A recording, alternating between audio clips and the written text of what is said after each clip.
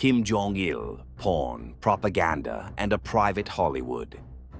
In a country where watching a South Korean film could land you in a labor camp, or worse, Kim Jong-il was doing something very different behind closed doors. While the people starved and bowed to portraits, their dear leader lounged in one of his many palaces, sipping cognac and watching James Bond, Elizabeth Taylor, and porn. A lot of porn.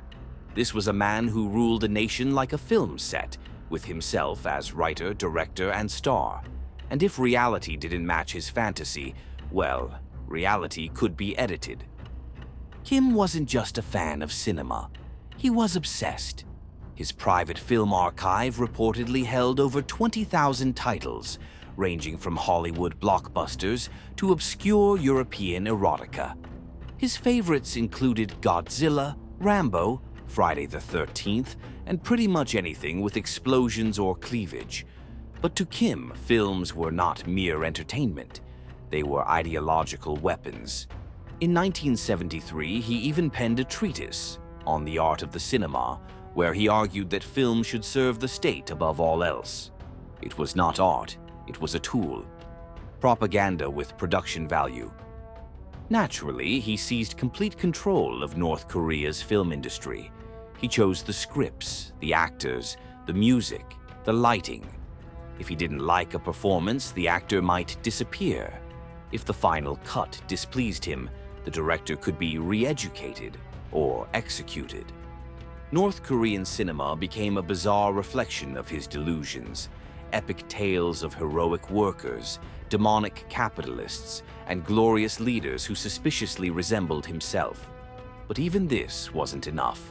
Kim didn't want films that looked like propaganda. He wanted real cinema. He wanted his own Hollywood. So, in 1978, he did what any self-respecting dictator might do. He kidnapped it.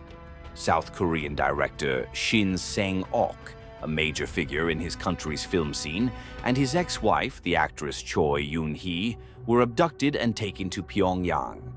There, after months of isolation and coercion, they were forced to make films for the regime. One of the most infamous was Pulgasari, a North Korean kaiju film, basically their version of Godzilla. It told the story of a giant monster who helps peasants overthrow a tyrant, only to become a tyrant himself. Whether Kim saw the irony is anyone's guess. Shin and Choi eventually escaped in 1986 while on a trip to Vienna. They sought asylum at the American embassy and later revealed the full story to the world. But not everyone had such an ending. Many North Korean filmmakers simply vanished, swallowed by the machinery of Kim's cinematic state. Behind the scenes, Kim's film habits took a darker turn. His extensive pornography collection wasn't a rumor. It was legendary. Japanese imports, Western classics, experimental reels, all locked away in his private screening rooms. There are accounts of him hosting viewing parties for top officials, forcing generals and ministers to sit through explicit films and offer commentary. Awkward silences were dangerous. The wrong facial expression could cost you more than your dignity. For Kim, cinema was escapism, not just from the outside world, but from the reality of his own rule. While millions lived under oppression, he lived inside a fantasy. He didn't govern a country, he directed one. And every citizen was an unwilling extra in a film that never ended. He died in 2011, leaving behind a nuclear program, a terrified nation, and a film collection that would make a Cannes programmer weep. His son, Kim Jong-un, has since taken over the family business, Dictatorship with a pop culture twist. But somewhere in the depths of Pyongyang, the reels still sit, gathering dust. Films made under threat, films never shown, and films that existed only to entertain a man who confused power with prestige, violence with vision, and torture with theater.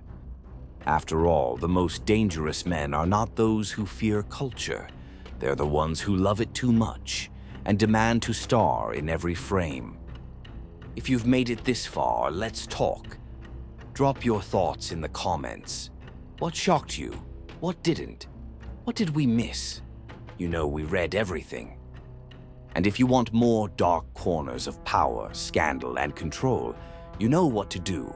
Like, subscribe, and follow the madness. This was Crown and Vice. History doesn't repeat, it performs.